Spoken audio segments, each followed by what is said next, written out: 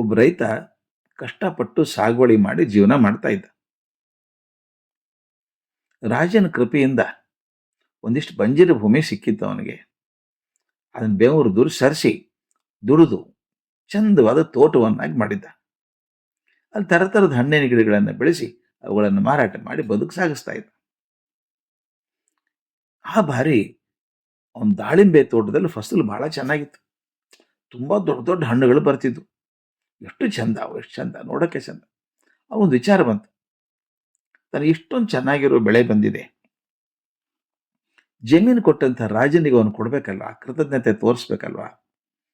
ಹೀಗೆ ಅನ್ಕೊಂಡು ಅತ್ಯಂತ ಬಂದ ಹಣ್ಣು ಇದ್ವು ಅಲ್ಲ, ಅದೆಲ್ಲ ಆರಿಸಿ ತುಂಬ ಚೆನ್ನಾಗಿರೋದನ್ನು ಆರಿಸಿ ಬುಟ್ಟಿಯಲ್ಲಿ ತುಂಬಿಕೊಂಡು ಅರಮನೆಗೆ ನಡೆದ. ರಾಜ ತುಂಬ ಸಂತೋಷದಲ್ಲಿದ್ದ. ಇವನು ಕೊಟ್ಟಂತ ಹಣ್ಣುಗಳನ್ನು ಸುಲಿಸ್ಕೊಂಡು ತಿಂದ. ಬಹಳ ರುಚಿಯಾದ ಹಣ್ಣುಗಳು. ಅವನ ಸಂತೋಷ ಇನ್ನೂ ಹೆಚ್ಚಾಯಿತು. ತಕ್ಷಣ ತನ್ನ ಕೋಶಾಧಿಕಾರಿಯನ್ನು ಕರೆದು 100 ಚಿನ್ನದ ನಾಣ್ಯ ಕೊಡು ಅವನಿಗೆ ಅಂತ ಕೊಡಿಸ. ರೈತನ ಕೊಟ್ಟು ಮೆಚ್ಚುಗೆ ತೋರಿಸ್ದ. ರೈತನ ಸಂತೋಷ ಆಯಿತು. 3 ವರ್ಷ ಮತ್ತೆ ಫಸಲು ಚೆನ್ನಾಗಿತ್ತು. ಈ ಬಾರಿ ಕೂಡ ರಾಜನಿಗೆ ಹಣ್ಣು ಒಯ್ದು ಕೊಡಬೇಕು ಅಂತ ತೀರ್ಮಾನ ಮಾಡಿಕೊಂಡ. ಹೋದ ವರ್ಷ ದಾಳಿಂಬೆ ಕೊಟ್ಟಿದ್ದೇನೆ, ಈ ವರ್ಷ ಮತ್ತೆ ಅದನ್ನೇ ಕೊಡೋದು ಬೇಡ. ಸೇಬು ಕೂಡ ತುಂಬ ಚೆನ್ನಾಗಿ ಬಂದಿದೆ, ಈ ಸಲ ಸೇಬು ಹಣ್ಣೆ ತಗೊಂಡು ಹೋಗೋಣ ಅಂತ ಹೇಳಿ ಅತ್ಯಂತ ದೊಡ್ಡದಾದಂಥದ್ದು ರಸಭರಿತವಾದಂಥ ಸುಂದರವಾದ ಸೇಬು ಹಣ್ಣುಗಳನ್ನು ದೊಡ್ಡ ಬುಟ್ಟಿಯಲ್ಲಿ ತುಂಬಿಕೊಂಡು ಅರಮನೆ ಕಡೆ ನಡೆದ. ದಾರಿಯಲ್ಲಿ ನೆರೆಮನೆಯವ ಸಿಕ್ಕ. ಎಲ್ಲಿ ಹೊರಟಿದ್ಯಾ ಅಂತ ಕೇಳ್ದ. ಅರಮನೆಗೆ ಹೊರಟಿದ್ದೀನಿ, ಸೇಬು ಹಣ್ಣು ಕೊಡಕ್ಕೆ ಹೋಗ್ತೀನಿ ರಾಜರಿಗೆ ಅಂತ. ಅವನ ನೆರೆಮನೆಯವ ಹೇಳ್ದ, ಹುಚ್ಚ, ಇದು ಸೇಬು ಹಣ್ಣಿನ ಕಾಲ. ರಾಜನ ಮನೆಯಲ್ಲಿ ಸಾಕಷ್ಟು ಸೇಬು ಹಣ್ಣು ಬಂದಿದ್ದಿರುತ್ತೆ, ಅದನ್ನು ಕೊಡೋದ್ರಲ್ಲಿ ಏನು ವಿಶೇಷ. ನೀನೇನು ಮಾಡು, ನಿಮ್ಮಲ್ಲಿ ಬೆಳೆದಿದೆಯಲ್ಲ ಅಂಜೂರ ಹಣ್ಣು ತುಂಬ ಚೆನ್ನಾಗಿದೆ, ಅದನ್ನು ಕೊಡು ಇದು.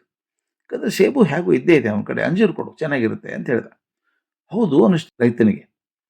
ರೈತ ಏನು ಮಾಡಿದ, ಸೇಬು ಹಣ್ಣು ಬಿಟ್ಟ, ಒಳ್ಳೆಯ ಅಂಜೂರದ ಹಣ್ಣು ತಗೊಂಡು ಅರಮನೆಗೆ ಹೋದ. ಏನು ದುರ್ದೈವನೋ ಏನೋ, ಈ ರಾಜರ ಪರಿಸ್ಥಿತಿನೇ ಹಾಗೆ. ಒಂದೊಂದ್ಸಲ ತುಂಬ ಖುಷಿಯಾಗಿರ್ತಾರೆ, ಒಂದ್ಸಲ ಕೋಪದಲ್ಲಿರ್ತಾರೆ. ಅವನ ಸ್ವಭಾವ ಹೇಗಿರುತ್ತೆ ಅಂತ ಹೇಳೋಕೆ ಸಾಧ್ಯ ಇಲ್ಲ. ಏನೇನೋ ಪರಿಸ್ಥಿತಿ ಇರುತ್ತಲ್ಲ ಪಾಪ ರಾಜರಿಗೆ. ಅವತ್ತು ದುರ್ದೈವದಿಂದ ರಾಜ ಭಾರಿ ಕೋಪದಲ್ಲಿದ್ದ. ಇವನಿಗೇನು ಗೊತ್ತು ಪಾಪ, ನಗನಗ್ತಾ ಹೋಗಿ ವಿನಯಪೂರ್ವಕವಾಗಿ ಆ ಒಂದು ಬುಟ್ಟಿ ಇಳಿಸಿದ ಕೂಡಲೇ ರಾಜ ಜೋರಾಗಿ ಗರ್ಜನೆ ಮಾಡಿದ. ಏಯ್, ಯಾರು ಈ ಮೂರ್ಖನ ಒಳಗೆ ಬಿಟ್ಟವರು? ಹೊತ್ತು ಗೊತ್ತು ಯಾವುದಿಲ್ಲ ಇವನಿಗೆ. ಬಂದ್ಬಿಟ್ಟ ಬುಟ್ಟು ಹಣ್ಣಿ ತಗೊಂಡು ಸೇವಕರನ್ನು ಕರೆದ. ಯಾವನ್ರಿ ಇವನು? ಕಟ್ರಿ ಅವನ, ನಿಂದು ಕರ್ಸಿ ಕಬ್ಬಕ್ಕೆ ನಿಲ್ಸ್ರಿ ಅವನ. ಅವನೇನು ತಂದಿದ್ದಾನೆ ಹಣ್ಣು ಅವನ್ನೇ ಬೀಸಿ ಬೀಸಿ ಹೊಡೀರಿ ಅವನಿಗೆ. ಈ ಹೊತ್ತಿ ಬಂದು ಕೊಡ್ತಿದ್ದಾನೆ ಹಣ್ಣು ನನಗೆ ಇವನು. ಅವನೇನು ತಂದಿದ್ದಾನೆ ಬುಟ್ಟಿಯಲ್ಲಿ ಅವನ್ನೇ ಬೀಸಿ ಬೀಸಿ ಹೋಗಿರಿ ಅವನಿಗೆ. ಕಂಬಕ್ಕೆ ಕಟ್ಟಿದ್ರಿ ಇವನ. ಆ ಸೇವಕರಿದ್ದಾರಲ್ಲ, ಅಂಜೂರದ ಹಣ್ಣು ತಗೊಂಡು ಅವನ ಬೀಸಿ ಬೀಸಿ ಒಗೆಯೋಕೆ ಶುರು ಮಾಡಿದ್ರು. ರೈತ ಗಾಬರಿ ಆದ. ಆಮೇಲೆ ಏನಂದ ಗೊತ್ತಾ? ದೇವ್ರೇ ದೇವ್ರೇ, ನನ್ನ ನೆರೆಮನೆಯವನು ಕಾಪಾಡಪ್ಪ, ಅಪ್ಪ ದೇವ್ರೇ ಭಗವಂತ, ನನ್ನ ಪಕ್ಕದ ಮನೆಗೆ ಐಶ್ವರ್ಯ ಕೊಡು, ಆರೋಗ್ಯ ಕೊಡು, ಸಂತೋಷವಾಗಿಡು ಅಂತ ಇದ್ದ. ರಾಜ ನೋಡಿದ, ಏನಂತ ನೀವನು ಬಿಡ್ಕೋತಾ ಇದ್ದ ಅವನು. ದೇವ್ರೇ, ನನ್ನ ಪಕ್ಕದ ಮನೆಯವನು ಯಾವಾಗಲೂ ಸಂತೋಷವಾಗಿಡಪ್ಪ, ಸುಖಿಯಾಗಿಡು, ಅವನು ಆರೋಗ್ಯ ಕೊಡು, ಐಶ್ವರ್ಯ ಕೊಡು ಅಂತ ಇದ್ದ. ಈ ಸೇವಕರು ಹಣ್ಣು ಅವನಿಗೆ ಎಸದಂತೆಲ್ಲ ಅವನ ಬೇಡಿಕೆ ದೇವ್ರಾಗ್ತಾ ಇತ್ತು. ರಾಜರಿಗೆ ಆಶ್ಚರ್ಯ ಆಯ್ತು. ಒಂದು ನಿಮಿಷ ಇರೋ, ಒಗ್ಗೆ ಜಿಲ್ಸಿ ಅದನ್ನ ಅಂತ ಹೇಳಿ ಕೇಳ್ದ.